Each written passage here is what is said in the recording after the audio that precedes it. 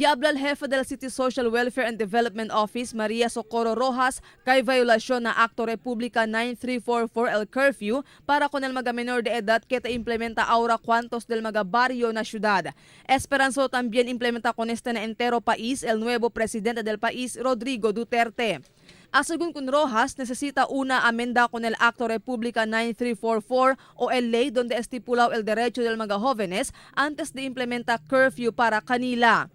If you look at the 9344, if you want to impose curfew, it should be for everyone. Hindi lang kunal di aton mga menor de edad. No, kay abla kita diskriminasyon. Si abla to alas 12 todo hindi lang at bata. Nanoy masyali na kamino. Pero ya hace claro si Rojas kahit suporta ele con el implementación del curfew para con el mga menor de edad. Aseguró también según ele que hay mucho mga mayores el alegre con el implementación de este. Para según este el bien del mga menor de edad para prevenir kanila queda envuelto na mga mal actividades o queda víctima de mga kriminalidad na sosyedad. Importante lang según kita sige este na ley y asegura kita preserva siempre con el derecho del mga menor de edad. Although ablagani kita para bien man gadera sa siguro todo mayores kere kay ansina tiene klase de ley ta implementa ka nato na kina city, but it should always be attuned no kasaman el lotam provide even from the words of Cap Jackie del Diatun tumaga ma'am silencio noche.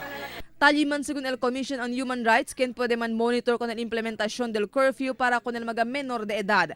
Pero asegun con Rojas, conforme estar, no hay pa man según recibir reklamo el di su oficina sobre el implementación del curfew. Dapat may ele penalty o may ele sanction. Pero si mira tu na pwede gani este era na community service, no? Si el implementation is not just like for the minors lang. ¿Cuántos del mga barrio na syudad kita implementa curfew para con el mga menor de edad amo El Putik, Kawit, Tumaga, Tetuan, Ilunzuran? Marifita Mayo, Dateline Zamboanga.